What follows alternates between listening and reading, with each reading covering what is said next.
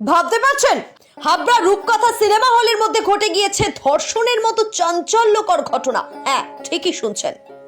হাবড়ার এই সিনেমা হলের মধ্যেই সিনেমা চলাকালীন নাবালিকাকে ধর্ষণ করা হয়েছে। অর্থাৎ নাবালিকা গতকাল তার বন্ধুর সাথে এই হাবড়া রূপকথা সিনেমা হলে এখানে কিন্তু সিনেমা দেখতে এসেছিলেন এবং সিনেমা চলাকালীন অবস্থায় তাকে জোরপূর্বক ধর্ষণ করা হয় এবং তারপরে হাবড়া থানায় অভিযোগ দায়ের এবং অভিযোগ দায়েরের পরে অভিযুক্তকে গ্রেপ্তার করা হয়। তাহলে কি নাবালিকার সাথে এই অভিযুক্ত যুবকের আগে থেকেই আলাপ ছিল, নাকি এদিন সিনেমা দেখতে এসে অল্প সময়ের আলাপে এমন বিপদ ঘটে গেল? এই ধর্ষণের ঘটনার পরে এই নাবালিকা যাতে কাউকে কিছু না বলে, তাই এই অভিযুক্ত যুবক নাবালিকাকে ঠিক কি কি হুমকি দিয়েছিল, সবটাই আপনাদের জানাবো। দেখুন সম্পূর্ণ প্রতিবেদনটি। আর এখনো যারা আমাদের বঙ্গবাণী নিউজ চ্যানেলটি ফলো বা লাইক করেননি, তারা অবশ্যই ফলো এবং লাইক করুন। শুনুন তাহলে গোটা ঘটনাটি।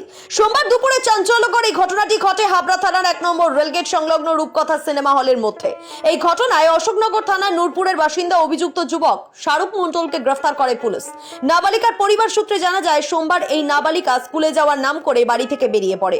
এরপরে পূর্ব পরিচিত এই যুবকের সাথে হাবড়া রূপকথা সিনেমা হলে যায় সিনেমা দেখার জন্য। সেই মতো বক্সের টিকিট কাটে তারা। নাবালিকার বাবার অভিযোগ, সিনেমা চলাকালীন তার মেয়েকে বক্সের মধ্যেই জোরপূর্বক ধর্ষণ করে ওই যুবক। রূপকথা সিনেমা হলে নিয়ে গেলে পরে বক্সের মধ্যে তাকে অমানবিকভাবে অত্যাচার করে। সিনেমা শেষে নাবালিকা বাড়ি যাওয়ার পরে অসুস্থ হয়ে পড়ে। জিজ্ঞাসাবাদ করার পরে নাবালিকা তার পরিবারের সদস্যদের গোটা বিষয়টি খুলে বলেন। নাবালিকার অভিযোগ, তাকে জোরপূর্বক ধর্ষণ করা হয়েছে এবং এই যুবক নাকি হুমকি দিয়েছে, বাড়িতে গিয়ে কাউকে কিছু বললে প্রাণে মেরে ফেলা হবে। এরপরে নাবালিকার পরিবারের পক্ষ থেকে সোমবার রাতে গোটা বিষয়টি লিখিতভাবে জানিয়ে হাবড়া থানায় অভিযোগ দায়ের করার সাথে সাথে হাবড়া থানার পুলিশ তৎপরতার সাথে যুবককে গ্রেফতার করে পক্সো অ্যাক্টে মামলা শুরু হয়। তবে সিনেমা হল কর্তৃপক্ষের ভূমিকা নিয়ে উঠছে একাধিক প্রশ্ন। সব থেকে বড় প্রশ্ন হলো, স্কুল পড়ুয়া নাবালিকা মেয়ে সঙ্গে থাকার পরেও কিভাবে এই যুবক বক্সের টিকিট পেলেন?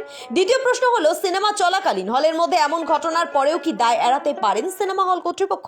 এই ঘটনা নিয়ে আপনারা কি বলবেন অবশ্যই জানাবেন আমাদের কমেন্ট বক্সে। আজ অভিযুক্ত যুবক শাহরুখ মণ্ডলকে 5 দিনের পুলিশি হেফাজতে চেয়ে বারাসত আদালতে পাঠানো হলে অভিযুক্তকে জিজ্ঞাসাবাদের জন্য আদালত 3 দিনের পুলিশ হেফাজতের নির্দেশ দেয় বলে জানা যায়। গোটা ঘটনা নিয়ে নাবালিকার বাবা ঠিক কি বললেন শোনাবো আপনাদের। কালকে কি ঘটনা ঘটেছে আপনার মেয়ের সাথে? আমার মেয়ে স্কুলে যাবে বলে বেরিয়েছে, এমন সময় ওই ছেলেটার সঙ্গে বেরিয়ে যায়। পাশের একজন ছেলের সঙ্গে বেরিয়ে যায়।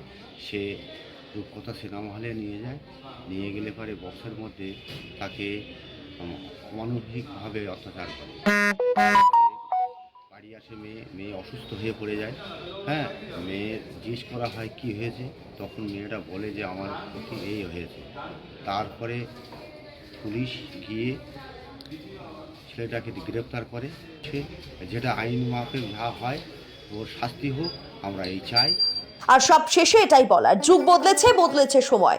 তাই বলছি, এই বয়সে ছেলে মেয়েদের প্রতি আরো যত্নবান এবং সচেতন হতে হবে অভিভাবক অভিভাবিকাদেরও। আর এই সচেতনতামূলক বার্তাটি সকলের কাছে পৌঁছে দিতে খবরটি অবশ্যই শেয়ার করুন। হাবড়া থেকে উজ্জ্বল শিকদারের রিপোর্ট, বঙ্গবাণী নিউজ।